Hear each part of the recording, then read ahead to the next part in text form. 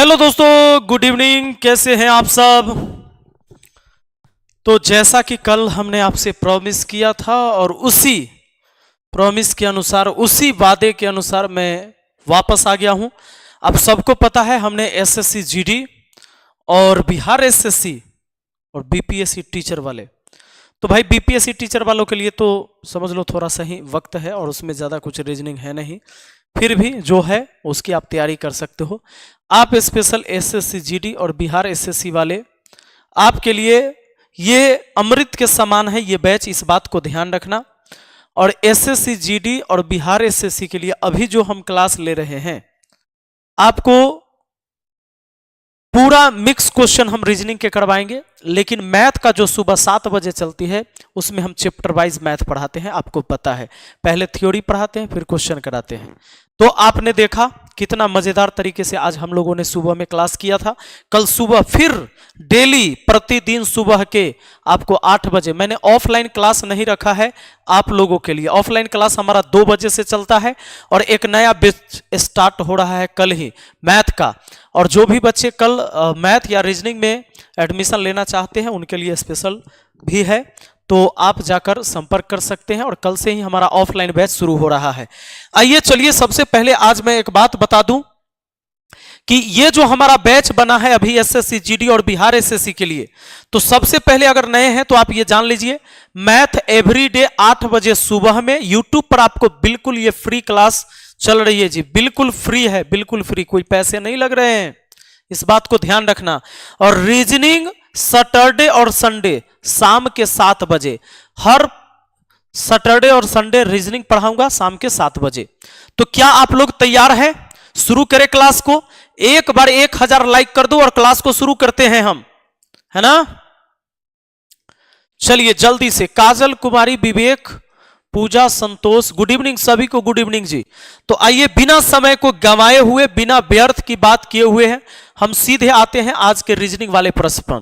दोस्तों, आपके SSC GD और बिहार एसएससी में रीजनिंग का लेवल अब खासकर एसएससी से कम नहीं है। तो क्वेश्चन ये देखिए, सामने आपके सवाल है। आज मैंने पूरे 3 घंटा अध्ययन करके ये क्वेश्चन को सेट करा है, जो आपके एग्जाम में बार बार रिपीट हो रहे हैं, और सारे टाइप के प्रश्न मैं लेकर आया हूं। लंबा क्लास चलने वाला है, लेकिन हां, ऐसे अगर आपने 5-6 क्लास कर लिया ना तो रीजनिंग का धुआं धुआं उड़ा दोगे। एसएससी जीडी वाला 20 क्वेश्चन आएगा, 20 के 20 बना के आओगे, 40 नंबर का होगा जी। और बाकी बिहार एसएससी वालों के लिए 50 रीजनिंग पूछे जाएंगे, 50 प्रश्न उसके, और 4-4 नंबर के हैं, तो 50 के 200 अंक है बिहार एसएससी में। सबसे पहला सवाल यहां 7 व्यक्ति, सुनो, मैं बहुत इत्मीनान, लेकिन मुझे लगता है मैंने सही सेट किया। अब देखो, जैसे 7 डिब्बे PQRSTU भी एक ऊपर करके रखे गए हैं, लेकिन जरूरी नहीं कि उनका क्रम यही हो। एस नीचे से तीसरे स्थान पर है। अच्छा, 7 डब्बा है, ऊपर नीचे वाला बात है। 1 2 3 4 5 6 7, 7 डब्बा है, ध्यान देना। 7 डब्बे PQRST भी एक के ऊपर एक करके रखे गए हैं, लेकिन जरूरी नहीं कि उनका क्रम यही हो। एस नीचे से तीसरे स्थान पर है, तो एस नीचे से मान लो यहां से पहला, दूसरा और ये तीसरा, एस नीचे से तीसरे स्थान पर है। पी और एस के बीच केवल भी है, पी और एस के बीच केवल भी है। अब देखो, दिमाग में आपको ऐसे आ सकता है कि पी और एस के बीच में केवल भी है, तो अगर मान लो सपोज करो 1 2 3 4 5 6 7, नीचे से तीसरा एस है, पी और एस के बीच में क्या बोला? बोला कि पी और एस के बीच में केवल भी है। तो भी को अगर यहां लिख दे, पी और एस के बीच में केवल भी, या ऐसा होता कि भी यहां लिखा था तो पी और एस के बीच में भी हो जाता। ये 2 कंडीशन है, या तो एस से ऊपर भी चल जाता और पी और एस के बीच में भी हो जाता, या एस तीसरा नंबर पर था, तीसरे से इधर पी हो जाता, और एस और पी और एस के बीच में भी हो जाता। अब देखो, टी और भी के बीच केवल 3 डब्बे रखे हैं, टी और भी के बीच केवल 3 डब्बे रखे हैं।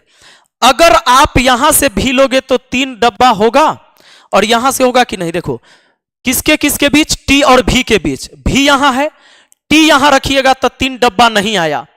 अगर इसमें अगर आप टी यहां से हटाइए, टी को यहां रखिएगा नीचे में, तो टी और भी के बीच भी 3 डब्बा नहीं हुआ, 2 डब्बा हुआ, यानी ये रॉन्ग हो गया, ये सही बना। अब ये सही बना। अब देखो टी और भी के बीच केवल 3 डब्बे हैं, तो टी और भी यहां है, 1 2 3 डब्बा और टी यहां रख दिया। टी और भी के बीच में 3 डब्बा हो जाएगा। अब कहता है टी यू के ठीक नीचे रखा हुआ है, टी यू के ठीक नीचे रखा हुआ है, रख दिया। अब कहता है क्यू एस के ठीक ऊपर रखा हुआ है, क्यू एस के ठीक ऊपर रखा हुआ है, एक जगह और बचा हुआ है जी। अब सवाल कहता है आर स्थान ऊपर से तीसरा है, आर का स्थान ऊपर से 1 2 3, आर का स्थान ऊपर से तीसरा है। यू और एस के बीच कितने डब्बे रखे गए हैं? यू और एस के बीच 3 डब्बा रखा गया है। यह हमारा आंसर ऑप्शन बी हो जाएगा। देखो एक सवाल, पहले सवाल में कुछ त्रुटि है, मुझे ऐसा लग रहा है, क्योंकि सवाल हमने 2 बार बनाया था, बाकी ये ठीक है। ऐसे कई सारे सवाल आज हम लोग देखेंगे। आइए देखिए एक सवाल ऐसा, सेलुलिज्म का सवाल है। इतना तो आप जानते हैं कि सब कुछ नहीं है, ये कथन दिया हुआ है, कथन को सत्य मानना है, निष्कर्ष का पता लगाना है। ये सब ऐसे ही पढ़ने की चीज है, बस ऐसे ही पढ़ना है। आइए यहां पर देखिए क्या कहता है, सभी मैदान समतल है, कुछ समतल आच्छादित है, सभी आच्छादित आर्द्र है। अब देखो सभी मैदान समतल है, क्या कहा गया? सभी मैदान, ये पूरा जो मैदान है ना, इस सभी मैदान क्या है? समतल है, समतल है, सभी मैदान समतल है। कुछ समतल आच्छादित है और कुछ समतल आच्छादित है, इसका मतलब ऐसे बनेगा, देखो कुछ समतल आच्छादित मैदान से हटके भी और मैदान से सटके भी आच्छादित होगा। कुछ मैदान क्या है? कुछ समतल आच्छादित है, मतलब ये रोटी था, घी लगा हुआ था, तो घी वाला भी रोटी तोड़ सकते हैं, सूखा हुआ भी रोटी तोड़ सकते थे। कुछ समतल आच्छादित, सभी आच्छादित आर्द्र है, तो सभी आच्छादित आर्द्र है, ऐसे लिख दीजिए। और यहां भी सारा आच्छादित को घेरिए और आर्द्र करिए। आपको यह पता है निष्कर्ष वो होता है जो बिल्कुल सत्य होता है, निष्कर्ष वह होता है जो बिल्कुल सत्य होता है। यहां क्या कह रहा है? कह रहा है कुछ आर्द्र समतल है, कुछ आर्द्र समतल यहां से भी है, यह भी आर्द्र समतल से कनेक्ट है, ये भी आर्द्र समतल से कनेक्ट है, तो पहला निष्कर्ष सही, पहला सही है। दूसरा देखते हैं, कुछ आर्द्र मैदान है, कुछ आर्द्र मैदान यहां से है, लेकिन ये आर्द्र मैदान से कनेक्ट नहीं है, तो बिल्कुल सत्य नहीं है, इसीलिए गलत हुआ। निष्कर्ष वह होगा जो बिल्कुल सत्य होगा। आगे कहता है कुछ समतल मैदान है, देखो कुछ समतल मैदान, कुछ समतल, हाँ समतले में से कुछ मैदान है, तीसरा भी सही है, पहला और तीसरा सही है। आपका आंसर डी होगा। निष्कर्ष 1 और 3 पालन करते हैं, आंसर ऑप्शन डी हो जाएगा। और जो भी बी कह रहा है वो गलत कह रहा है। ध्यान देना, ऐसे सवाल बनाने के लिए कभी भी आपको जब भी जरूरत पड़े, देखो सभी में सबको समझ में आ गया होगा, मुझे उम्मीद है। मैं अगले सवाल पढ़ाता हूं। सवाल आपका है डायरेक्शन का। सवाल क्या कहता है जरा गौर करिएगा। सवाल क्या कहता है? कहता है कि श्री अमरदीप ने अपने कार्यालय से ड्राइव करना शुरू किया और दक्षिण की ओर 8 किलोमीटर दूरी तय की, फिर बाईं ओर मुड़े, 15 किलोमीटर की दूरी तय करके सिटी सेंटर पहुंचे, फिर वह वामावर्त दिशा में 90 डिग्री मुड़े और 8 किलोमीटर की दूरी तय करके सिटी पैलेस पहुंचे। सिटी पैलेस से वह बाएं मुड़े और 8 किलोमीटर की दूरी करके अपने घर पहुंचे। अमरदीप का कार्यालय, सिटी सेंटर और उनके घर से क्रमशः किस दिशा में, और सभी मोड़ केवल 90 डिग्री वाले मोड़ हैं, यह बात को ध्यान रखना है। सबसे पहले डायरेक्शन में आपको यह बात पता है कि नीचे जो होता है दक्षिण होता है, ऊ से उत्तर और ऊ से ऊपर, ऊपर में उत्तर होता है तो नीचे में दक्षिण होता है, इस बात को ध्यान रखिए। और जब उत्तर के दिशा जाइएगा, दाहिना हाथ पूरब में ही होता है। दाहिना हाथ, ये डायग्राम में ना, दाहिना हाथ शुद्ध माना जाता है, शुभ माना जाता है, पूरब दिशा भी शुभ माना जाता है, तो दाहिना हाथ पूरब में होता है। इधर हो गया आपका पश्चिम, इधर क्या हो गया जी? पश्चिम हो गया। अब देखो सवाल जब भी बनाओगे तो ये दिमाग में रहना चाहिए, उत्तर होता है, नीचे दक्षिण होता है, इधर पूरब होता है, इधर पश्चिम होता है। उससे उत्तर, उससे ऊपर, उत्तर के अपोजिट दक्षिण, दाहिना हाथ पूरब में, बायां हाथ पश्चिम में। सवाल है अमरदीप अपने कार्यालय से ड्राइव करना शुरू करता है, मान लो उसका कार्यालय यहां है, कार्यालय से ड्राइव करना शुरू करता है और दक्षिण के दिशा में 8 किलोमीटर, वो 8 किलोमीटर दक्षिण के दिशा में आया, 8 किलोमीटर। उसके बाद क्या कहता है? फिर वह बाएं मुड़ा 15 किलोमीटर। अब नीचे के तरफ आ रहा है तो बायां इधर हो जाएगा और बायां मुड़ के वो चला 15 किलोमीटर। 15 किलोमीटर चला और कहता है 15 किलोमीटर दूरी तय करके सिटी सेंटर पहुंचा, यानी यहां जहां वो पहुंचा इसको हम बोलेंगे सिटी सेंटर। बात आया समझ में? ये जो जगह है वो है सिटी सेंटर। यहां तो पहुंच गया था, फिर वामावर्त 90 डिग्री मुड़ा, ऐसे वो जा रहा था तो 90 डिग्री बायां मुड़ा तो ऐसे, और इधर मुड़ के चलेगा, कितना चलता है 8 किलोमीटर, तो 8 किलोमीटर यानी जितना ये आया था उतना ही उसी सामने पहुंच गया। अब यहां पर वो पहुंच चुका है, 8 किलोमीटर दूरी तय करके सिटी पैलेस पहुंचा। सिटी पैलेस यहां है, यहां सिटी पैलेस है, सिटी पैलेस लिख दिया, सिटी पैलेस है। सिटी पैलेस से वह बाएं मुड़े और 8 किलोमीटर दूरी तय करके अपने घर पहुंचा।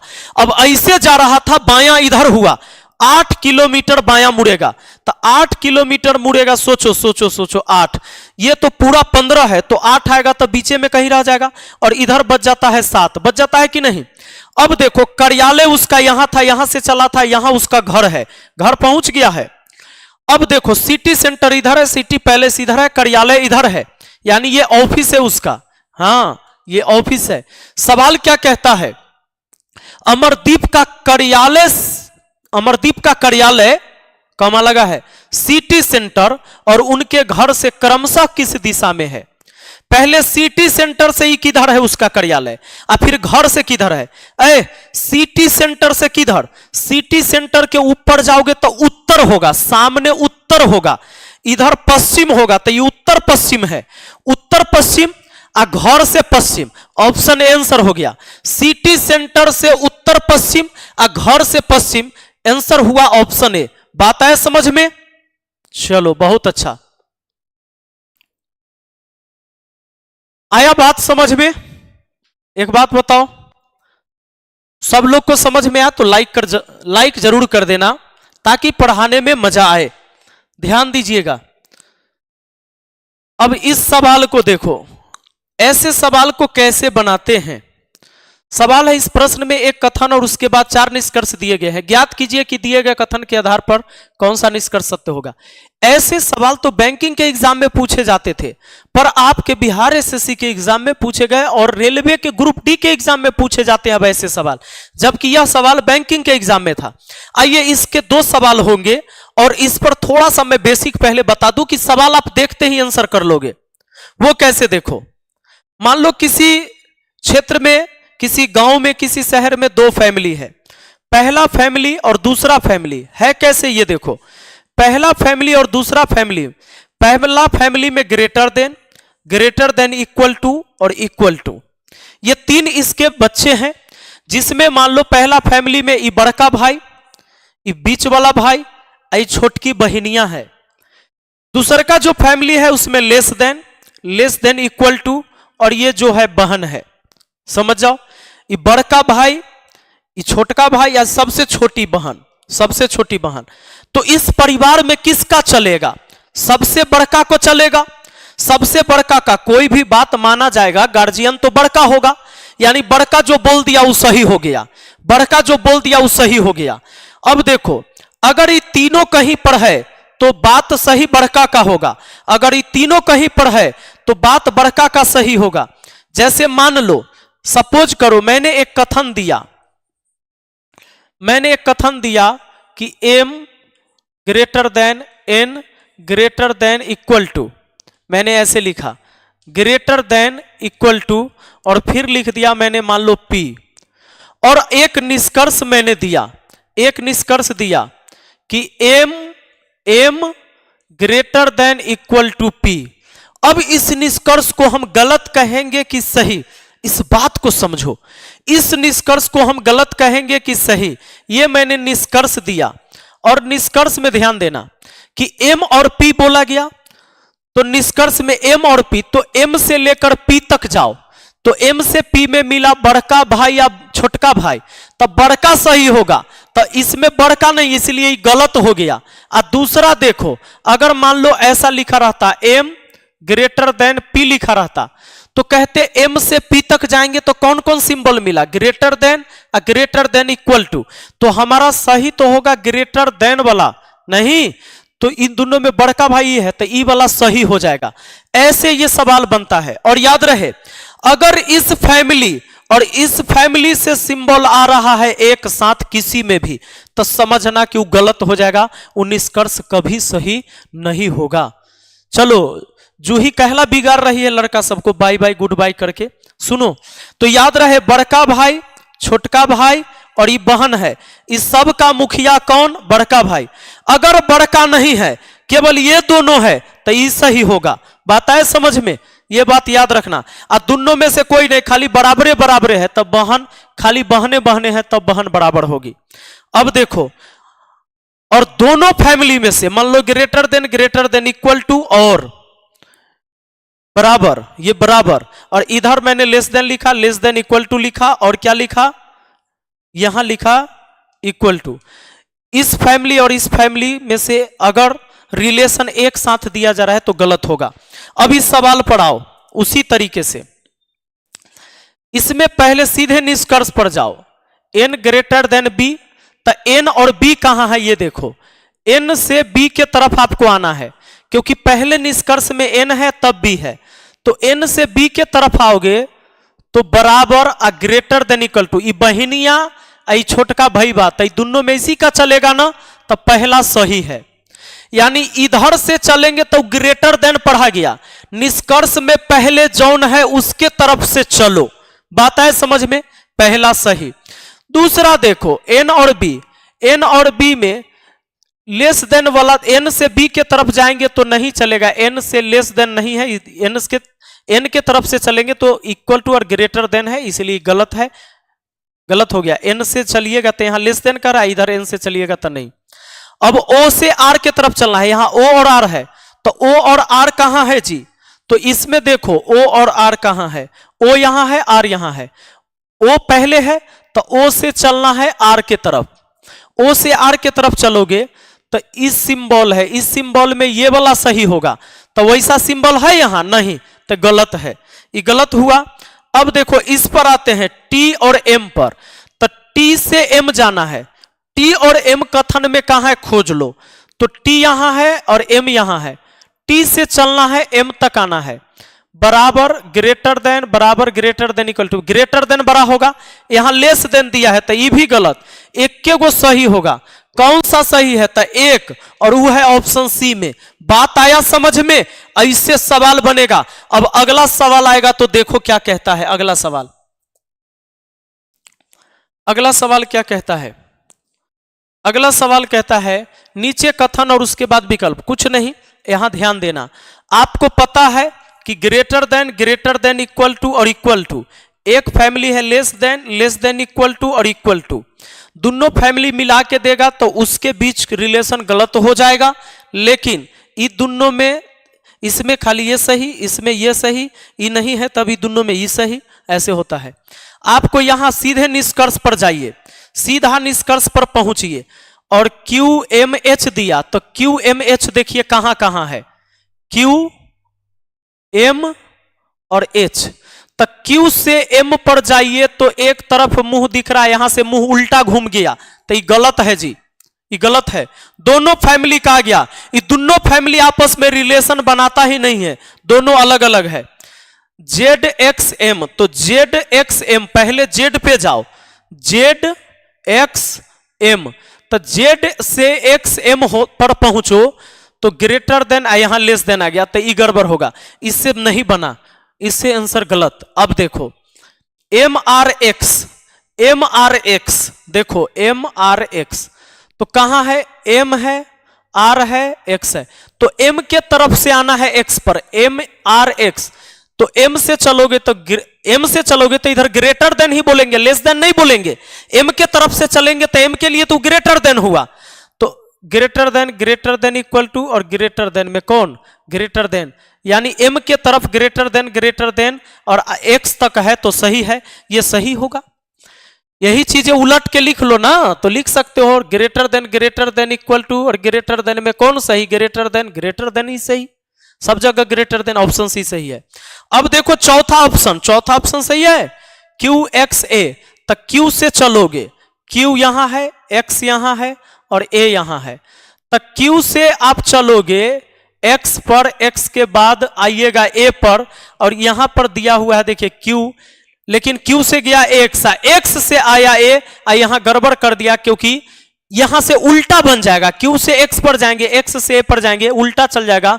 आई दोनों सिंबल सीधा दे दिया, ये गलत हो गया। ऑप्शन सी सही है, बिल्कुल सही है। चलिए बहुत अच्छा, आपको समझ में आ गया है। अब देखिए इसको कैसे बनाना है, ये तो भाई सिंपल है, इसको तो आप आसान तरीके से बना लेते हो। ये 54 तो 54 लिखे, और बी का मतलब क्या कहा है, बी का मतलब भाग, भाग और 9। अब पी का मतलब क्या, पी का मतलब गुना 11, और टी का मतलब क्या जी, तो टी का मतलब है माइनस, माइनस तो 13, और एम का मतलब क्या है जी, इन सब का मतलब यहां पर दिया हुआ है। तो एम का मतलब क्या है, आप कहोगे सर एम का मतलब प्लस है, तो प्लस 17। 9 से भाग देंगे, 9 छक्के 54, 11 छक्के 66, 66 माइनस, अच्छा इस 17 और 13 तो प्लस 4 बचा, 66 4 हुआ 70। आपका आंसर ऑप्शन ए हो गया। क्लियर है, ऑप्शन ए सही है। आगे बढ़ जाइए अगला सवाल की तरफ। ये तो कोई भी बना सकता है। विद्यार्थी के कक्षा में राधिका का स्थान शीर्ष से 18वां और नीचे से 32वां है। कक्षा में कुल कितने विद्यार्थी हैं, तो 32 और 18 को जोड़िएगा और 1 घटाइएगा। 32 18 50, सॉरी 32 है प्लस 18 माइनस 1 होगा, टोटल बराबर लेफ्ट प्लस राइट माइनस 1। ये कब लगाते हैं, ये तब लगाते हैं जब एक ही स्थान का दोनों छोर से क्रमांक मालूम हो। 32 18 50, 50 में से 1 घटा 49। आपका आंसर ऑप्शन सी हो गया। अगले सवाल पर आ जाते हैं। अगला सवाल ये देखिए दोस्तों, आपको सबसे पहले ये देख लेना है ये स्टैंडर्ड डाइस है कि जनरल। तो जब डाइस का सवाल है तो कभी अगल बगल अगर 7 पुर रहा है तब तो वो general dice, sorry standard dice है। अगल बगल 7 है तो जनरल। तो देखो अगल बगल 7 नहीं पुर रहा है, 4 1 5 5 4 9, तो 7 नहीं पुर रहा है, अगल बगल जोड़े से 7 नहीं हो रहा है, तो विपरीत सतह पर 7 होता है। तो 4 के विपरीत इसमें 3 होगा, यहां 1 के विपरीत 6 होगा, 5 के विपरीत 2 होगा। जब अगल बगल 7 नहीं पुर रहा है कहीं भी, 5 3 8, 5 6 11, 6 3 9, 4 1 5, 5 1 6, 5 4 9। अगर बगल में 7 नहीं हुआ तो समझ लो स्टैंडर्ड डाइस, और स्टैंडर्ड डाइस में आमने सामने 7 होता है। आपको पूछा है 4 के विपरीत 3 कहोगे, 2 के विपरीत 5 कहोगे, 6 के विपरीत 1 कहोगे। आपका जवाब तैयार है, बहुत बढ़िया। तो सी डी ए हो जाएगा इसका आंसर। आगे बढ़ जाते हैं। आइए बहुत अच्छा सवाल देखो क्या कहता है। कहता है एक परिवार में 7 व्यक्ति हैं जिनके नाम MNOPQRS है। इनमें 4 वयस्क हैं तथा 3 बच्चे हैं। 4 वयस्क हैं, 3 बच्चे हैं। 3 बच्चों में केवल R तथा S लड़कियां हैं। R और S क्या है, लड़कियां हैं। M तथा P भाई है, M तथा P भाई है, नहीं दोनों लड़का है। तथा M एक पायलट है, Q एक एयर होस्टेस है जिसकी शादी किसी एक भाई के साथ हुई है तथा 2 बच्चे हैं। N की शादी P से हुई है तथा S उनकी संतान है। O कौन है, O कौन है। अब देखो सवाल, सवाल कहता है एक परिवार में 7 व्यक्ति हैं जिनमें नाम MNOPQRS है। इनमें 4 वयस्क हैं सभी तथा 3 बच्चा, 4 वयस्क। 3 बच्चों में केवल R और S लड़कियां हैं, यानी ये दोनों बच्चे हैं। M तथा P भाई है, M तथा P भाई है। देखो यहां पर M तथा P आपस में क्या है, भाई है। M तथा P भाई है। अब कहता है M एक पायलट है, M पायलट भी है पेशा से। M क्या है जी, पायलट है। बगल में लिख दूं कि ये पायलट है।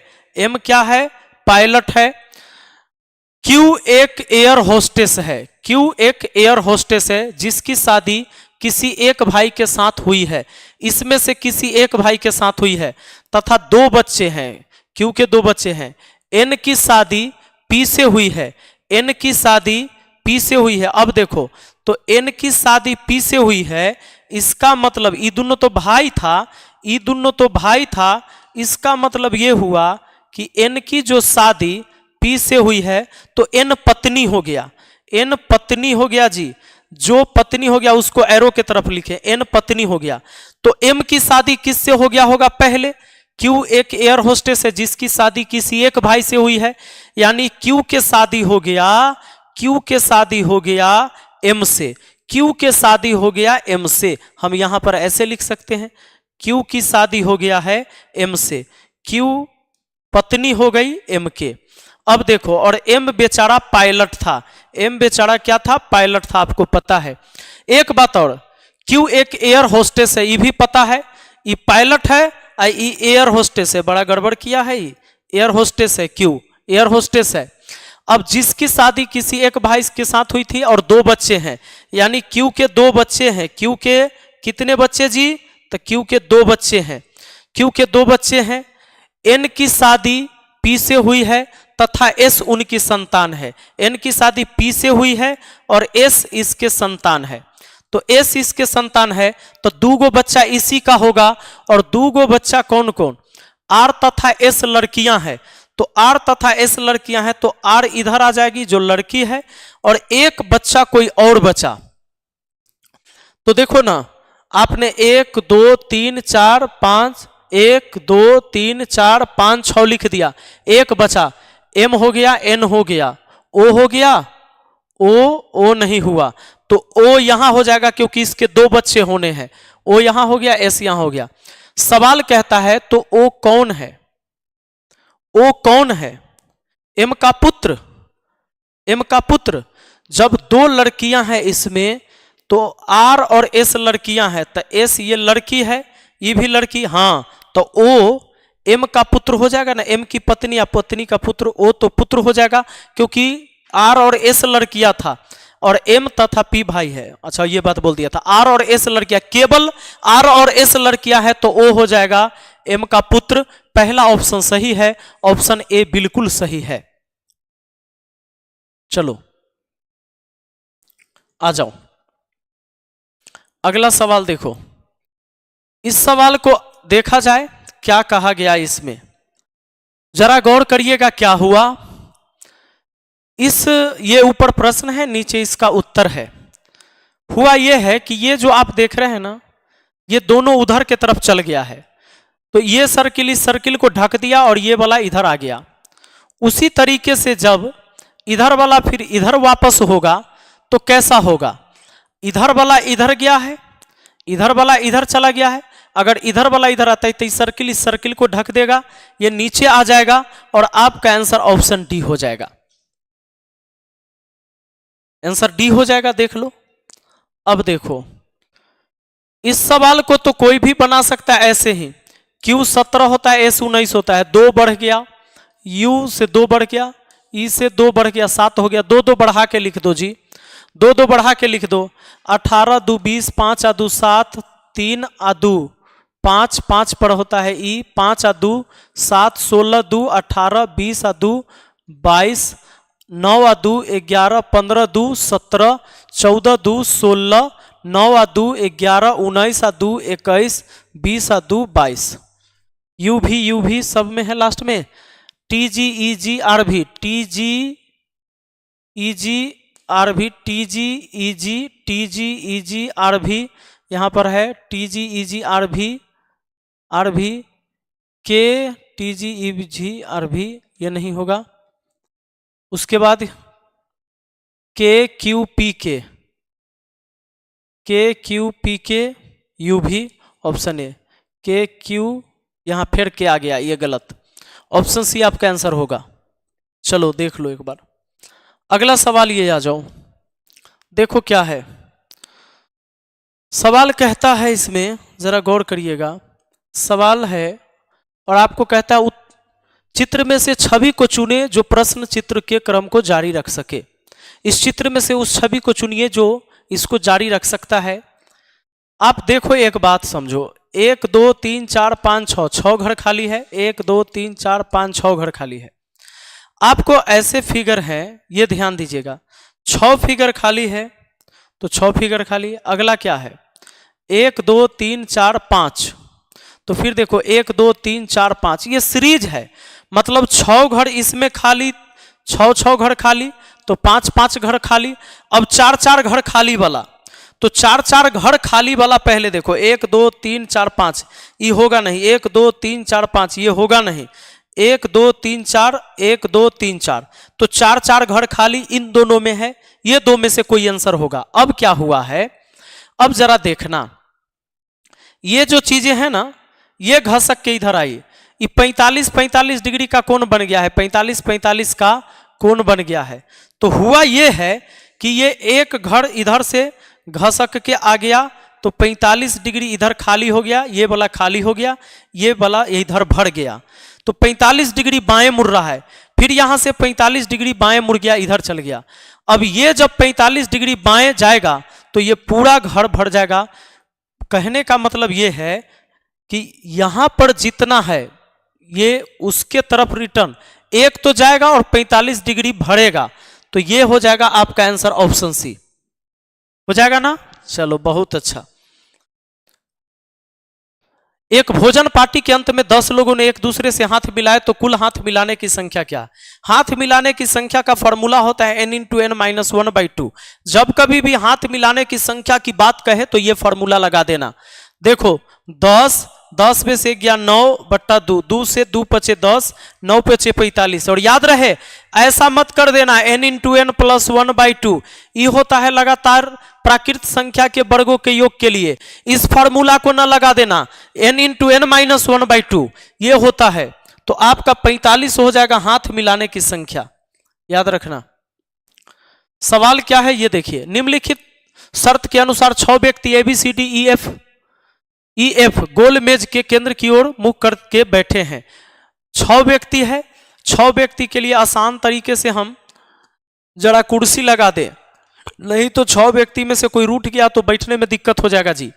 कहता है A तथा D एक दूसरे के विपरीत है, तो यहां से सवाल नहीं बनेगा, यह सवाल वहां से बनेगा जहां से दाएं बाएं का चर्चा होगा। दाएं बाएं का चर्चा होगा तभी सीटिंग अरेंजमेंट का सवाल बैठ सकता है।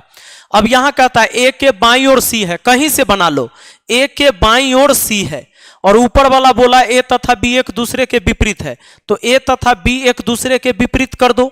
अब कहता है D तथा E एक दूसरे के विपरीत है, तो D और E एक दूसरे के विपरीत है, तो ऐसे बैठेगा, तो D और E इधर हो गया, तो A B C D E, तो एगो बच गया कौन, F, F इधर हो जाएगा। अब कहता है D तथा E एक दूसरे के विपरीत है, D के बाईं ओर A है, D के बाईं ओर A है, तो D के बाईं ओर A है, D यहां बैठा दोगे तो D के बाईं ओर A हो जाएगा, और D और E एक दूसरे के सामने है, तो D और E एक दूसरे के सामने रख दिया। तब B के बाईं ओर कौन है? अरे भैया B इधर घूम के बैठा है, B के बाईं ओर F है, B के बाईं ओर F है, ऑप्शन बी आपका आंसर हो गया। सही है, आया बात समझ में? चलिए बहुत बढ़िया। अगला देखिए, सवाल कहता है, आपको एज प्रॉब्लम से सवाल भी पूछे जाते हैं। सचिन राहुल की तुलना में 7 वर्ष छोटा है, यदि उनकी उम्र का अनुपात क्रमशः 7:9 है, सचिन की उम्र क्या है? ये सचिन और राहुल, सचिन राहुल की तुलना में 7 वर्ष छोटा है, सचिन 7 वर्ष छोटा है। अंतर अनुपात में देखिए 2 का, रियल में बोला कि 7 वर्ष का, तो अनुपात 1 का मान कितना, 2 में भाग दे दीजिए, 2 से भाग दीजिए 3.5, 3.5 वर्ष हुआ अनुपात 1 का मान। सवाल पूछता है सचिन की उम्र, सचिन यही ना, 7 पचे 35 के 5 हासिल 3, 7 या 21 और 3 24, 245, यानी 24.5 वर्ष का है सचिन। ऑप्शन डी आपका आंसर हो जाएगा, 24.5 वर्ष। चलिए आगे बढ़े, अगला सवाल की तरफ चलते हैं। सवाल देखो बहुत मजेदार सवाल है ये, डायरेक्शन का सवाल आपका। सवाल कहता है, एक व्यक्ति दक्षिण दिशा की ओर मुंह करके खड़ा है, वह घड़ी के सुई के विपरीत दिशा में 135 डिग्री मुड़ता है, फिर घड़ी के सुई के दिशा में 180 डिग्री मुड़ता है। अब वह किस दिशा में खड़ा है? अब वह किस दिशा में खड़ा है ये देखिए। एक व्यक्ति दक्षिण के दिशा की ओर मुंह करके खड़ा है, दक्षिण के दिशा की ओर मुख करके खड़ा है, यानी ऐसे खड़ा है, दक्षिण के दिशा की ओर मुख करके खड़ा था, यानी ऐसे। अब कहता है घड़ी के विपरीत दिशा में 135 डिग्री मुड़ता है, घड़ी के विपरीत दिशा में। अब देखो घड़ी का सुई तो ऐसे चलते रहता है, टिक टिक टिक टिक टिक, लेकिन घड़ी के विपरीत ऐसे होगा, घड़ी के विपरीत ऐसे होगा, तो घड़ी के विपरीत दिशा में 135। ऐसे सवाल को बनाने के लिए आपको क्या करना चाहिए, झट से ऐसे लिख लेना चाहिए। नीचे दक्षिण होता है, यानी आदमी पहले इधर देख रहा था, और घड़ी के सुई तो इधर के तरफ जाता, लेकिन वह 135 डिग्री बाएं। तो ये देखो यहां से यहां 90 हुआ, ये पूरा 90 और 90 और 45 कितना हो गया जी? 135। यानी वो आदमी अब इधर देख रहा है, अब इधर देख रहा है। सवाल कहता है अब घड़ी के सुई के दिशा में 180 डिग्री मुड़ता है। कोई भी व्यक्ति 180 डिग्री मुड़ेगा तो उसी लाइन के अपोजिट सीधा हो जाएगा। इधर नीचे दक्षिण होता है, इधर पश्चिम होता है, नीचे दक्षिण होता है, इधर पश्चिम होता है। यह व्यक्ति अब जो देख रहा है फाइनल रूप से दक्षिण पश्चिम, दक्षिण पश्चिम, यानी ऑप्शन बी आंसर हो जाएगा। आया बात समझ में? चलो, मैंने जो नंबर दिया था उसका क्या हुआ भाई? चलो, बहुत बढ़िया, आ गया सब लोग को समझ में? भैया जी ये सवाल तो ऐसे इजी है। ये देखो अभी 90 डिग्री कट गया ना, 90 चौका 360, 90 90 90 90 चौका 360। एक बार और काट लिया। दक्षिण इधर होता है, इधर उत्तर होता है, आपको पता है। ये दक्षिण है, ये उत्तर है, तो इधर पूरब होता है, पूरब, तो इधर पश्चिम होता है। कोई आदमी दक्षिण दिशा में देख रहा था, घड़ी के विपरीत 135, तो यहां से यहां 90 और 90 45 135 होता है, यानी वो इधर देख रहा है। अब दाहिना फिर घूमेगा 180 डिग्री, यानी यहां से लेकर यहां तक घूम जाएगा। 180 मतलब सीधा हो जाएगा, यानी वो दक्षिण पश्चिम में देख रहा है। आपका आंसर ऑप्शन बी होगा। हर किसी को ये बात समझ में आ जाना चाहिए। चलो, समझ में आया? लाइक जरूर करना मेरे भाई। अब देखो ये सवाल आपके सामने क्या कहता है। कहता है कि निम्नलिखित शब्द को तर्कपूर्ण एवं अर्थपूर्ण क्रम में व्यवस्थित करें। गरीबी, जनसंख्या, मृत्यु, बेरोजगारी और रोग। तो आप देखो, सबसे पहले जो लोग कहते हो कि हमारी जनसंख्या बहुत है, हमारी जनसंख्या सबसे ज्यादा है, तो सुनो इधर, सबसे पहले यहां सेट करो। अगर जनसंख्या, सही सार्थक क्रम देखो, सबसे पहले जनसंख्या, अगर जनसंख्या आया, जनसंख्या ज्यादा हो गया तो बेरोजगारी हो जाएगी, और जब बेरोजगारी हो जाएगी तो गरीबी निश्चित है, गरीबी निश्चित है। और जब गरीबी आएगा, लोग ठीक से खाएगा पिएगा नहीं, तो रोग हो जाएगा, रोग यानी 5वां नंबर। और जब रोग हो जाएगा तब मृत्यु निश्चित है, यानी कि ज्यादा जनसंख्या होना आपको मृत्यु के पास तक ले जाता है, यानी 24 15 3, 24 15 3 ऑप्शन सी आपका आंसर है जी। बात आए समझ में? बिल्कुल सही। मुझे उम्मीद है बहुत बढ़िया से आपको समझ में ये चीजें आ गई होगी। रीजनिंग में तो ऐसे ही करते चले जाओगे। लुप्त संख्या पता करिए, जल्दी से बताइए, जल्दी से इसका आंसर आप लोग करिए कमेंट बॉक्स में। मैं तब तक ना एक गिलास पानी पी लेता हूं, जल्दी से करिए। तो आप इसका आंसर तो कोई भी सोच सकता है।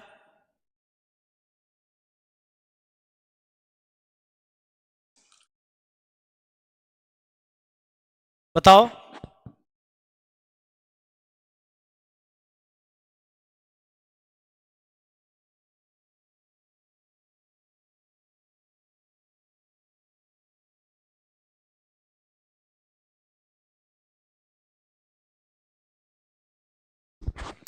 लुप्त संख्या ज्ञात करिए। देखिए 125 से यहां आने के लिए 45 कम करो तो हो जाएगा, और इसमें से 35 कम करे, 10 में से 5 गया 5, और ये कितना हो गया? सही है 8, 7 में से 3 गया 4। तो पहले 45 कम हुआ, पहले 45 माइनस हुआ, फिर 35 माइनस हुआ, तो आगे देखिए क्या 25 माइनस हुआ? हाँ 25 माइनस किया गया। अब 15 माइनस कर दीजिए, तो माइनस जब 15 कर दीजिएगा तो यहाँ 5 आ जाएगा, माइनस 15 कर दीजिएगा तो 5 आ जाएगा। आपका आंसर ऑप्शन सी हो जाएगा। वेरी गुड, आपने सोच लिया, बहुत अच्छी बात है। अनुक्रम के लुप्त पद ज्ञात करना है। चलिए देखो, ये सीरीज का क्वेश्चन है, लेटर सीरीज, और ये मिक्स है, लेटर नंबर दोनों मिक्स है। इसमें आपको हमेशा पहला से पहला, दूसरा से दूसरा मिलाना है। देखो 10 1 11 1 12, यानी 10 11 12, तो यहां देखो 13 तब 14 तब 15 होना चाहिए, यानी एम से शुरू वाला होना चाहिए। तो एम से शुरू वाला जो ऑप्शन है वही सही होगा। आगे देखो 2 और 2 4, तो 2 जोड़े, अब 3 जोड़ा, 3 जोड़ा तब 4 जोड़ेंगे, तो 7 4 11, यानी 11 हो जाएगा। ये आंसर हो गया चूंकि यही हो जाएगा। M11 उसी में है, ये है M11T। जब तक तोड़ेंगे नहीं तब तक छोड़ेंगे नहीं, ऑप्शन सी आंसर।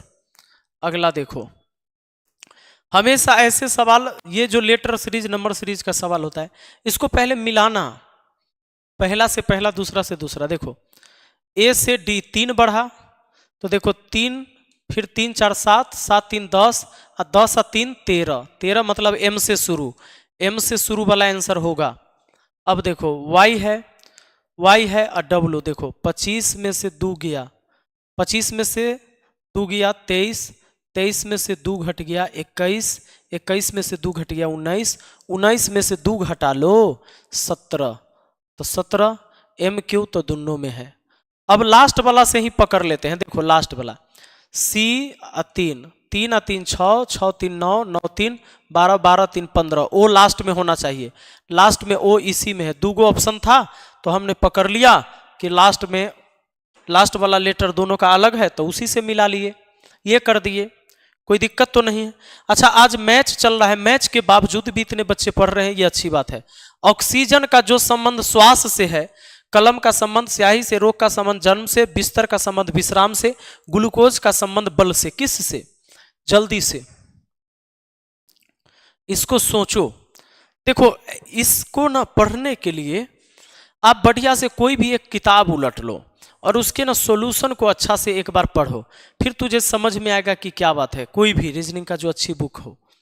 अब देखो ऑक्सीजन का श्वास, इसमें देखना लोग अलग अलग आंसर करेंगे, सी बी ए डी सबको एक के जैसा लगता है।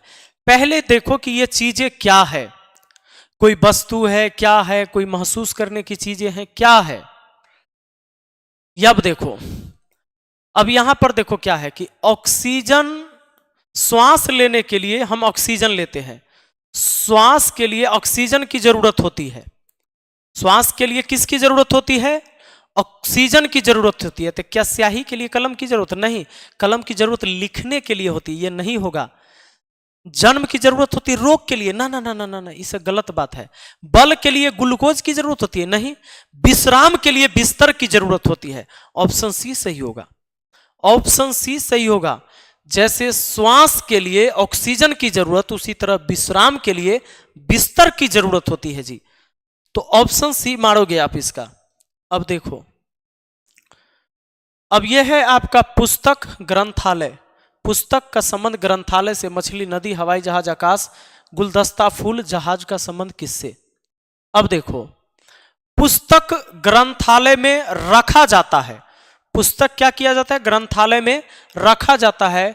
उसी तरह जहाज जो है बेरा में रखा जाता है। ऑप्शन डी आपका आंसर हो जाएगा, ऑप्शन डी आंसर हो जाएगा। गुलदस्ता फूल में नहीं रखा जाता है, ऐसे नहीं हो जाएगा। हवाई जहाज आकाश में नहीं रखा जा सकता है, नहीं रखा जाता है। मछली नदी में नहीं रखा जाता है, रहता है जी, रहता है। इसका अर्थ समझो, पुस्तक ग्रंथालय में रखा जाता है, तो मछली नदी में रखा नहीं जाता है, नदी में मछली होता है, रहता है, रखा नहीं जाता है। हवाई जहाज आकाश में नहीं रखा जाता है। गुलदस्ता फूल में नहीं रखा जाता है, गुलदस्ता को फूल में रखते थोड़े हैं, जहाज को बेरा में रखते हैं, इसको बोलेंगे बेरा, जहां जहाज को रखते हैं। अब चलो इस रीजनिंग को देखो, सवाल को, ये क्या कहता है आपसे, आपसे क्या कहता है? कहता है, ये देख लो, बनाओ, जल्दी से सोचो, इसको एक बार दिमाग पर जोड़ दो जरा। तुक्का वालों सुधर जाओ, कुछ भी बोल के मत निकलो, कुछ भी बोल के नहीं। एप्लीकेशन, अरे भाई एप्लीकेशन में कोर्स अलग अलग नंबर से, हाँ ये बात तो तू सुबह भी लिख रहा था, फिर तू अभी वो यही बात लिख रहा है। हमने नंबर दिया, उस पर संपर्क करो ना जी, व्हाट्सअप करो और कॉल करो। कॉल नहीं उठाता है तो मुझे बताओ यहां। चलो जल्दी से सवाल को सोचा, देखिए, अगर 5 से 5 को भाग देंगे तब 5 मिलेगा, उससे 12 को गुना करेंगे 60 हो जाएगा। 2 से 18 को भाग देंगे 9 मिलेगा, और 9 से 17 में गुना करेंगे 17 नामा 53 से।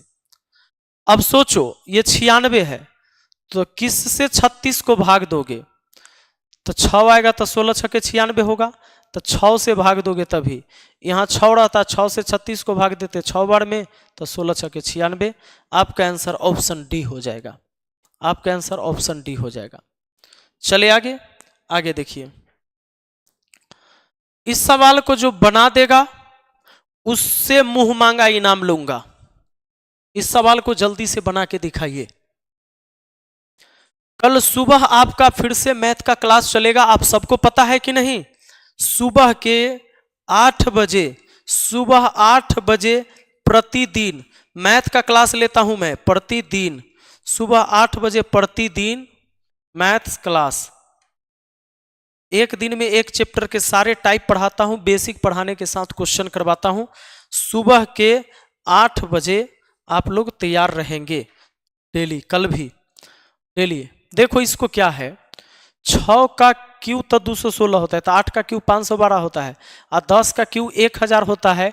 वैसे भी यहां पर ऑप्शन डी है कि ना है? यहां से मार दे, ऊपर छोड़ो ना, 6 का क्यू 216, 8 का क्यू 512, 10 का क्यू 1000, तो क्या दिक्कत है? ऐसे भी हो जाएगा। बाकी इसका लॉजिक ये भी है कि देखो 6 का स्क्वायर 36 और 36 तिहाई, 6 का स्क्वायर, 6 का क्यूब 216 होता है, 6 का स्क्वायर 36 होता है, 36 तिहाई, और इसको जितना आएगा उसको डबल कर देना है, जो आएगा उसको डबल कर देना है।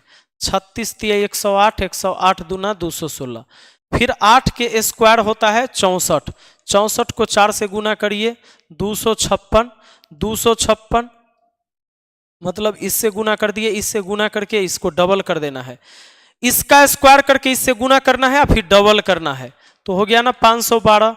उसी तरह 10, उसी तरह यहां जो है, यहां आप 10 का पहले क्या करेंगे, स्क्वायर करेंगे, तो 10 का स्क्वायर 100, 10 का स्क्वायर 100, 100 को 5 से गुना 500, इसका डबल करोगे तो 1000। इतना करने की जरूरत तो नहीं था, ये ऐसे पकड़ा गया था। चलिए इस सवाल को देखिए जरा, इसको बना के बताइए। 3 4 9 16, 5 6 25 36, ये जल्दी से बताइए जरा, इसका आंसर क्या होगा जी? इसका आंसर क्या होगा? सवाल देखो, 3 और 4 7 और 9 16, इस जोड़ के तो इसके बराबर हो गया, तो 5 और 6 11, 11 25 हो गया 36, तो 8 7 15, 64 में से 15 घटा दो, 14 में से 5 गया 9, 5 में से गया 4, 49 आपका आंसर ऑप्शन ए हो गया, है ना? आजा अगला सवाल। इस सवाल को जरा गौर से देखो, कहता है इसमें भी बच्चे गलती करते हैं। निम्नलिखित चित्र में से कौन सा शाकाहारी, स्तनधारी और पालतू समुच्चय के लिए उपयुक्त होता है? देखो शाकाहारी का क्या मतलब है? शाकाहारी का मतलब गाय भी तो शाकाहारी है, स्तनधारी भी है गाय, वो दूध पिलाती है बच्चों को, और पालतू भी है गाय। यानी आप सीधा कह सकते हो सब एक दूसरे में समाहित है, सभी एक दूसरे में समाहित है, ऑप्शन बी हुआ। ये सभी एक दूसरे में समाहित नहीं है। इसमें क्या है कि एक दूसरा में, दूसरा तीसरा में है, ऐसे नहीं होगा। कुछ शाकाहारी ऐसे भी होते हैं, कुछ शाकाहारी जो स्तनधारी कह सकते हो, शाकाहारी, स्तनधारी और पालतू। कुछ स्तनधारी पालतू होते, कुछ नहीं भी होते हैं, इसीलिए ये सब हो जाएगा एक दूसरे में, एक दूसरे में घजमज। कुछ स्तनधारी पालतू भी हो सकता है, कुछ स्तनधारी पालतू नहीं भी होता है, आप ये जानते हैं। कुछ स्तनधारी शाकाहारी भी होता है, कुछ नहीं भी होता है। अब देखो आगे बढ़ो, इस सवाल को देखो। इस सवाल में ना आपको ये दे दिया गया है, ये पूरा निर्देश दे देता है, और कहता क्या है कि देखो संक्रिय संख्याओं को उनके संघटक अंकों में विभक्त किए बिना संपूर्ण संख्या पर की जानी चाहिए। उदाहरण 1 3 को 1 3 यानी 13 को 13 की जाने वाली संक्रियाएं जैसे जोड़ना, घटाना, गुना करना इत्यादि 13 पर ही की जानी चाहिए। 13 को 1 और 3 में विभक्त करने और फिर 1 और 3 में गणितीय संक्रिया करने की अनुमति नहीं है। मतलब 13 को 1 और 3 करके अलग अलग लिख के नहीं करने की जरूरत है। देखो इस सवाल को जल्दी से कोई अगर सोच के बता सकता है तो जल्दी से बताओ, मैं देखता हूं कि किसका जवाब सबसे पहले आता है। क्या ऐसे सवाल आप कर पाएंगे? जूम करो, दिखाई नहीं दे रहा है। पूजा क्यों दिखाई नहीं दे रहा? अब क्या जूम कर दूं मैं? सुनो, ये देखो, आप अगर इसको आप देखोगे, ये 13 है ना, 13 गुना 14 कर दोगे एक बढ़ा के तो 182 हो जाएगा, और 91 दूना 100 82 होता है। 91 दूना 2, 9 दूना 18। इसका मतलब इससे एक बढ़ा के गुना करेंगे तो ये आएगा और इसका डबल इधर आएगा, इसका डबल। 17 में एक बढ़ा दो 18, 18 8 7 56 लास्ट में 6 आ रहा है। एक बढ़ा देंगे 18 से गुना कर देंगे, इसमें 14 से गुना कर देंगे, ये वाला आ जाएगा, ये वाला आ गया। इन दोनों को गुना करके ये वाला और इसका डबल ये हो जाता है 153 दूना 304। ऐसे ही कौन है तो क्या 11 गुना 12 154 होगा, 67 दूना होगा, 7 दूना 14, 6 दूना 12 1 13 नहीं, ऑप्शन ए सही नहीं है। 10 नमा 90 तो सही है नहीं है जी। ई एक बढ़ा देंगे तो 9, 9 8 72 और 36 का दुगना 72 सही है। ऑप्शन डी बिल्कुल सही है। ऑप्शन डी आपका आंसर हो जाएगा। जो संख्या है उससे एक बढ़ा के गुना करेंगे तो 9 8 72 मिल गया और 36 है, इसके भी डबल है बीच वाला, 36 दूना 72 बीच वाला। उसी तरीके से ऑप्शन डी आपका आंसर है जी। चलिए इस तरह के सवाल आप पढ़ोगे तभी आपको ध्यान भी रहेगा। सवाल क्या है, सुशीला ने सुबह की सैर शुरू की और उसने पाया कि उस समय उसकी परछाई उसके पीछे की ओर है। कुछ देर बाद वह बाईं ओर फिर पुनः दाईं ओर, अंत में वह दाईं ओर मुड़ी और दौड़ने लगी। वह किस दिशा में दौड़ रही थी? देखो ऐसे सवाल को बनाने के लिए, और कहता है सभी मोड़ केवल 90 डिग्री वाले मोड़ हैं। ऐसे सवाल को बनाने के लिए आपको यह ध्यान रहना चाहिए अपने घर पर का दिशा कौन किधर है। अब देखो सवाल कहता है सुशीला ने सुबह की सैर शुरू की और उसने पाया कि उस समय उसकी परछाई उसके पीछे की ओर है। पीछे परछाई तब जाएगा जब सूरज आपके सामने होगा, यानी आप सूरज के दिशा में देख रहे हैं। आप अगर सूरज के दिशा में देख रहे हैं इसका मतलब आपका चेहरा पूरब है, यानी सुशीला पूरब देख रही थी। कुछ देर बाद वह बाईं मुड़ी, तो पूरब देख रही थी, बाएं मुड़ेगी तो उत्तर मुड़ जाएगी। फिर पुनः दाएं मुड़ी तो उत्तर मुड़ी हुई थी, फिर दाहिने मुड़ गई तो फिर पूरब हो गई। अंत में वह दाएं मुड़ी, अब पूरब से दायां मुड़ेगी तो दक्षिण हो जाएगी। अब किस दिशा में दौड़ रही थी? अब वो किस दिशा में दौड़ रही थी? दक्षिण दिशा में दौड़ रही थी। ऑप्शन ए आपका आंसर हो जाएगा।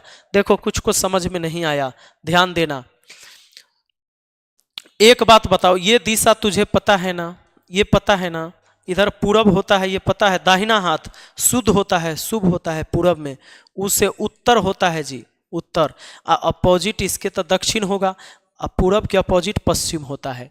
कहता है सुशीला ने सुबह की सैर शुरू की और उसने पाया कि उस समय उसकी परछाई उसके पीछे की ओर है। इसका मतलब सुशीला पूरब के तरफ देख रही होगी, पूरब के तरफ देखेगी, सूरज इधर से रहेगा तब ना परछाई उसके पीछे जाएगा जी। कुछ देर बाद वह बाईं ओर मुड़ी, तो कुछ देर बाद बाईं मुड़ी, हमेशा 90 डिग्री मुड़ी है तो इधर उत्तर के तरफ हो गई। पुनः दाएं मुड़ी तो फिर दाएं मुड़ी तो फिर इधर आ गई। अंत में वह दाएं मुड़ी और दौड़ने लगी। अब यहां से दाएं मुड़ेगी तो दक्षिण मुड़ गई और दौड़ने लगी। वह किस दिशा में दौड़ रही थी? वह दक्षिण दिशा में दौड़ रही थी। आपका आंसर ऑप्शन ए हो जाएगा। अब तो समझ में आया होगा। बताओ है किसी को दिक्कत? किसी को दिक्कत है जी? सुबह याद है मैथ का क्लास कितने बजे? मैथ का क्लास कितने बजे है? एक बार कमेंट करके बताओ जल्दी से। सुबह में मैथ का क्लास कितने बजे से है? याद है? रीजनिंग का देखो कितना लंबा चौड़ा प्रैक्टिस करा दिया मैंने आज, है? प्लीज सर बिहार एसएससी के लिए मुझे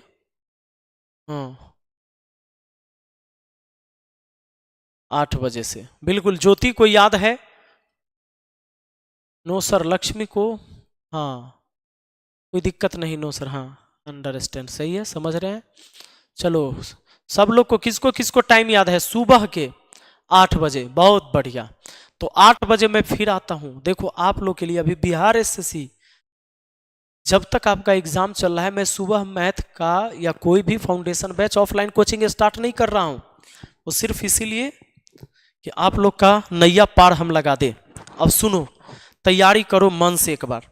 देखो यदि शब्द डस्टर के प्रत्येक स्वर को अंग्रेजी वर्णमाला के क्रम में उसके बाद आने वाले अक्षर से बदल दिया जाए और प्रत्येक व्यंजन को अंग्रेजी वर्णमाला के क्रम में उसके पहले आने वाले अक्षर से बदल दिया जाए तो इस प्रकार बने शब्द कितने अक्षर 2 बार आएंगे?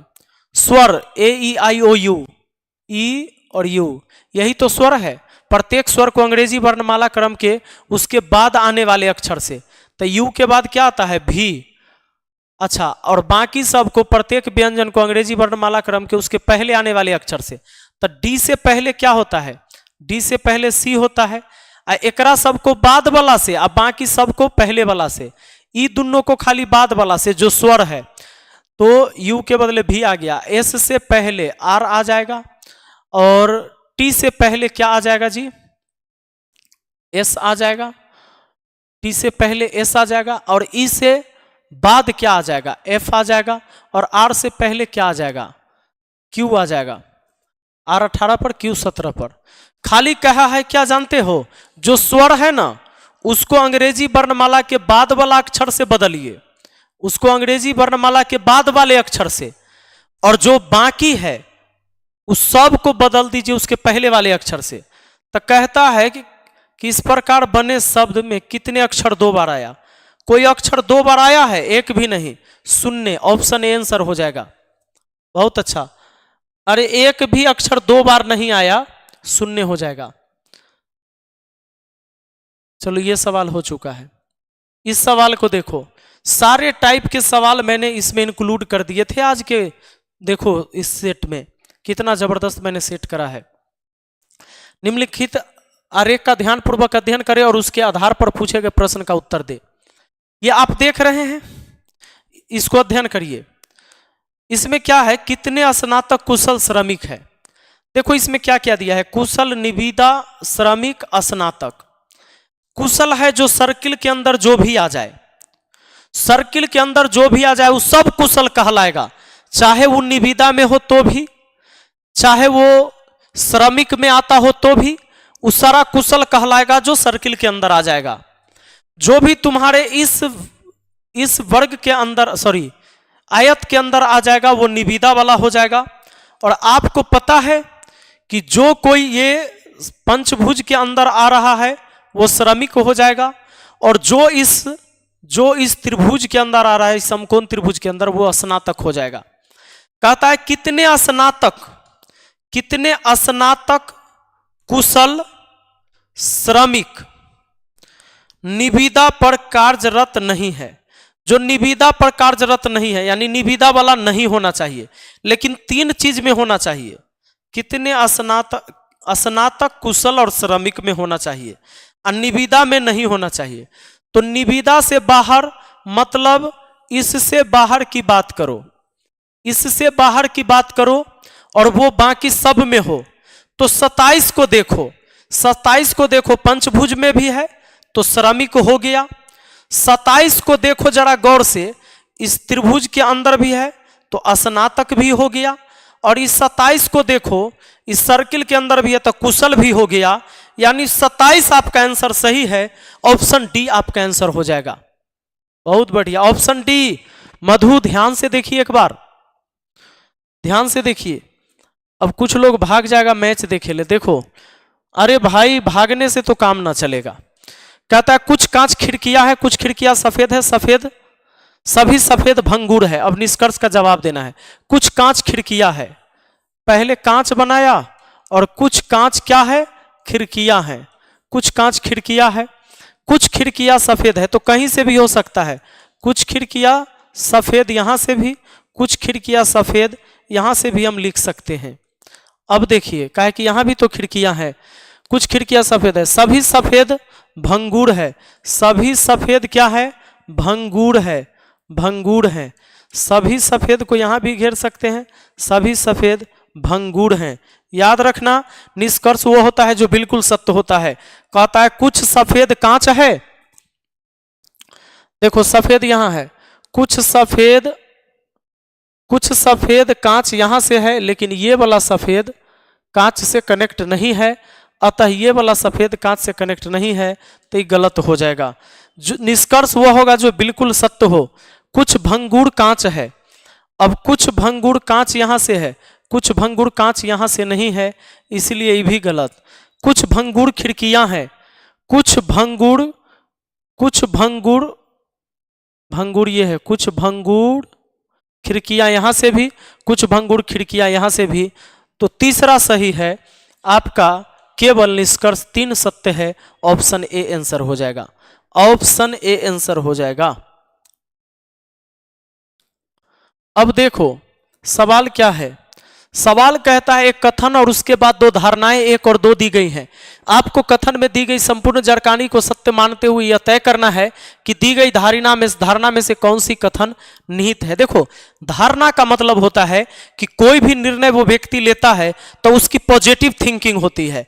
जैसे मान लो विमल पान मसाला, उस पर कंपनी ऐड डाल देता है कि तंबाकू चबाना स्वास्थ्य के लिए हानिकारक है, इससे कैंसर हो सकता है।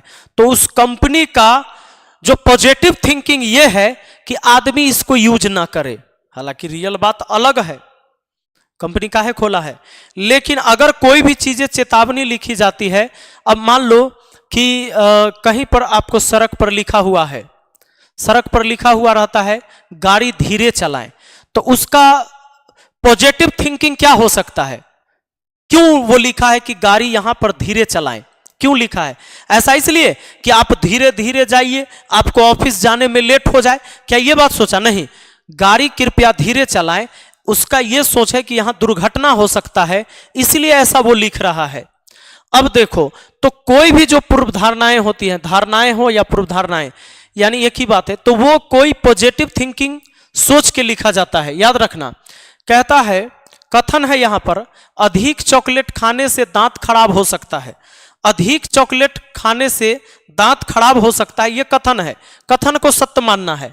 अब ये जो लिखा हुआ है कहीं कि अधिक चॉकलेट खाने से दांत खराब हो सकता है, तो धारणा 1 और धारणा 2 क्या धारणा रहा होगा इस बात को लिखने के लिए? कि चॉकलेट में चीनी की मात्रा अधिक होती है, जिसके परिणाम स्वरूप बैक्टीरिया लग सकते हैं। हाँ, इसीलिए तो बोला गया कि अधिक चॉकलेट खाने से दांत खराब हो सकता है। तो ये सही है, दांत खराब हो सकता है, इसलिए ये कथन दिया गया है। वो इसीलिए इस बात को लिखा है कि अधिक चॉकलेट खाने से दांत खराब हो सकता है, इसलिए पूर्व धारणा है कि चॉकलेट, क्योंकि उसके दिमाग में ये बात आया होगा कि चॉकलेट में चीनी की मात्रा अधिक होती है, जिसके परिणाम स्वरूप बैक्टीरिया लग सकते हैं। दूसरा क्या कहता है? दिन में 2 बार ब्रश करने में दांत मजबूत रहते हैं। देखो, कथन को हमेशा सत्य मानना है। कथन में ब्रश करने की कोई चर्चाएं नहीं हुई है, अतः यह गलत है। पहला बिल्कुल सही है। देखो, कथन से अलग हट के कोई ज्ञान नहीं होना चाहिए।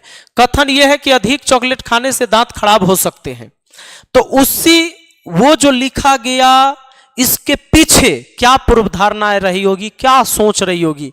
वो इसलिए कि चॉकलेट में चीनी की मात्रा अधिक होती है, जिसके परिणाम स्वरूप बैक्टीरिया लग सकते हैं। इसलिए पहला सही है, दूसरा सही नहीं है। आ जाओ, अब सवाल एक ये है, मदन और मोहन कुछ व्यक्ति एक पंक्ति में खड़े हैं। मदन पंक्ति में बाएं सिरे से 16वें स्थान पर खड़ा है और मोहन पंक्ति के दाएं सिरे से 19वें स्थान पर खड़ा है।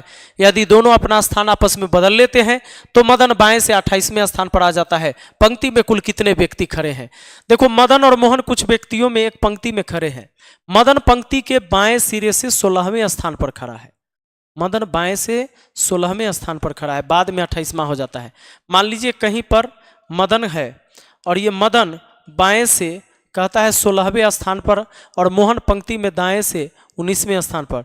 इधर मोहन है जी, मोहन, अब मोहन दाएं से 19वां स्थान पर। इस कुर्सी का नंबर इधर से 16, इस कुर्सी का नंबर उधर से 19। जब दोनों अपना स्थान बदल लेता है, यानी मोहन यहाँ आ जाता है, मोहन यहाँ आ जाता है और ये मदन बेचारा यहाँ आ जाता है, तब कहता है सवाल कि अब कहता है मदन बाएं से 28वां, यानी मदन यहाँ है और मदन 28 नंबर पर है। यानी यह कुर्सी दोनों तरफ से पता चल गया, उधर से ये कुर्सी 19 नंबर, इधर से 28 नंबर। टोटल निकालना है तो टोटल बराबर लेफ्ट प्लस राइट -1। ये फॉर्मूला तब लगता है जब एक ही स्थान का दोनों छोर से क्रमांक मालूम हो। 19 और 28, 47 में से एक चला गया, 46। आपका आंसर ऑप्शन डी हो जाएगा जी। अरे संतोष कुमार काहे रो रहा है जी? रोने से आजकल दुनिया में कुछ नहीं मिलता है, और ज्यादा रोगे तो तुम्हारा साथ छोड़ देगा, जो तुम्हारे साथ होगा वो हो। रोने से कुछ नहीं मिलता है। अब सुनो, समझो, अब ये सीरीज वाला क्वेश्चन है, तो इसको आपको बस इतना पढ़ने की जरूरत नहीं, यहीं से देख लो। तो जब भी 3 लीटर 2 लीटर 4 लीटर करके ऐसे अनुपात में देता है, तो इससे इसको मिलाओ, इससे इसको मिलाओ। ए में 4 जोड़ो 5, 19 में 4 जोड़ो 23, 4 में 4 जोड़ो 8, 4 4 जोड़ा है, 6 4 10, 4 4 जोड़ा है जी। तो 10 और 4 14 सही है, 11 4 15 सही है, 12 4 16 सही है, ऑप्शन ए सही है। ये 7 4 11 होता है, गलत है। देखिए 3 और 4 7, 2 और 4 6, 8 4 12 होता है, ये गलत है। आपका आंसर ऑप्शन ए सही है, बिल्कुल सही है। आगे बढ़ जाएं, अगला देखो, इस सवाल को बना दो जल्दी से। विकल्प का चयन कीजिए जिसका पांचवी संख्या से वही संबंध है जो दूसरी संख्या का पहली से है और चौथी संख्या का तीसरी से है। मतलब इसका संबंध इससे, इसका संबंध इससे, तो इसका संबंध किससे? ये ऐसा है क्या, 8 दूना 16 और 3 जोड़ दे तो 19। उसी तरह ये 5 का दुगना कर दे और 3 जोड़ दे, 5 दूना 10 और 3 जोड़ दे तो 13 हो जाएगा। और 7 का दुगना कर दो, 7 दूना 14, 3 जोड़ दो तो 17 हो जाएगा। आपका आंसर ऑप्शन सी हो जाएगा, बिल्कुल सही है जी, बिल्कुल सही है। अब देखो दोस्त, एक सवाल और है, एक सवाल और है, इसको तो देखो।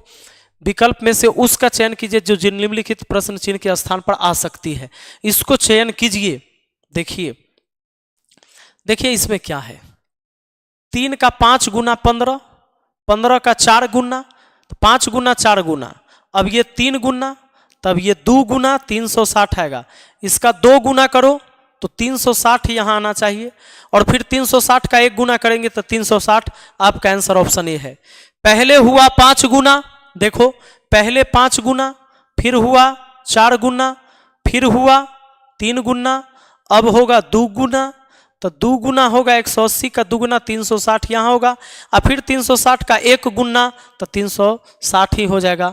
आपका आंसर ऑप्शन ए हुआ, आपका आंसर ऑप्शन ए हुआ। अब देखो ये लास्ट सवाल है, अभी झूठ नहीं बोल रहा हूं मैं, ये पक्का लास्ट है, देखो भागो मत। इस सवाल को देखो क्या कहता है, ऐसे सवाल पूछे गए जाते हैं एग्जाम में। आज मैंने सवाल ऐसे सेट कर दिया था, समझना कि एग्जाम में ऐसे ही सवाल पूरा सेट करके देगा आपको। अब देखो नीचे दिए गए अक्षर श्रृंखला प्रतीक श्रृंखला के आधार पर पूछे गए प्रश्न का उत्तर दे। कहता है उपरोक्त श्रृंखला में यदि सभी अक्षर को हटा दिया जाए तो बाएं से पांचवें स्थान पर कौन होगा?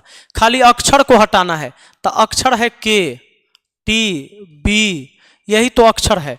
तब बाएं से पचमा, ये पहला, ये दूसरा, ये तीसरा, ये चौथा, ये पचमा, 4 हो जाएगा, पचमा 4 हो जाएगा। अगर अक्षर को हटा दे तो अक्षर को नहीं गिनना है। आपका आंसर हो गया ऑप्शन डी। तो दोस्त कैसा लगा बताना जरूर, कमेंट करके मुझे बताओ कैसा लगा आज का क्लास। आज का क्लास दमदार समझ में आया, लगभग हम 40 से ज्यादा प्रश्न को कर चुके आज के इस छोटे से क्लास में। मुझे उम्मीद है कि अगर इस तरीके से अगर आप ना सप्ताह में 2 दिन भी मैथ रीजनिंग का मैराथन क्लास कर लेते हैं तो आप एग्जाम में सारे सवाल बना के आएंगे। प्रैक्टिस करना, थोड़ा सा खुद से भी मेहनत करना, और निश्चित याद रखना एक ही बात कि अगर हम कुछ नहीं करेंगे, मेहनत नहीं करेंगे, तो ये बात पक्का है कि हम पास नहीं होंगे। लेकिन हम पास तभी होंगे जब हम मेहनत करेंगे। मेहनत करने पर ही एक उम्मीद कर सकते हैं आप कि आप पास हो सकते हैं। कहते हैं कि हर वक्त का तूफान ठहरेगा, तेरी मंजिल भी रोशन होगी। हर वक्त का तूफान ठहरेगा, तेरी मंजिल भी रोशन होगी। तो खुद से तभी तो जीतेगा जब सारी दुनिया तेरी दुश्मन होगी। आज आपके ऊपर लोग हंसेंगे, जब तुम कुछ नहीं करोगे तो लोग हंसेंगे और कहेंगे यार ये ऐसे ही करता है, ये ऐसे ही पढ़ता लिखता थोड़े है। जब तुम कितनों नॉलेज तुम्हारे अंदर होगा, लेकिन अगर तुम एक एग्जाम क्रैक नहीं करोगे, एक एग्जाम पास नहीं करोगे, कहेगा सब बेकार है। तो आज आपके सामने एक चुनौती है, इस चुनौती को स्वीकार करना है, क्योंकि इस चुनौती को पार करने के बाद ही हम सबसे अलग दिखेंगे। तो उस श्रेणी में जाने के लिए जहां लोग आपको रिस्पेक्ट करे, इज्जत दे, है ना, घर में इज्जत बढ़ जाए, तो उस चीज को करने के लिए हमें आज ये इम्तिहान पास करना होगा। ये वही पास करेगा जो बाबूरे जगेगा, जो नींद भूख प्यास त्यागेगा। देखो मेरे होठ सूख रहे हैं, कंठ सूख रहे हैं, मैं लगातार बोलता हूं इतना। आपसे कई गुना ज्यादा मेहनत होता है मुझे पढ़ाने में, क्योंकि आप बैठ के सिर्फ सुनते हैं, हमें बोलना होता है। और तब मैं मेहनत करता हूं, आपसे भी करवाता हूं, करवाऊंगा, बिल्कुल करवाऊंगा। आप खाली जुड़े रहो। उसके बाद अब सुबह में 8 बजे आ जाना, और नींद नहीं खुलता है तो नींद को खोलो, और सुबह के 8 बजे डेली आप ही लोगों के लिए क्लास लेकर आया हूं। और कल मैथ का ऑफलाइन बैच स्टार्ट हो रहा है।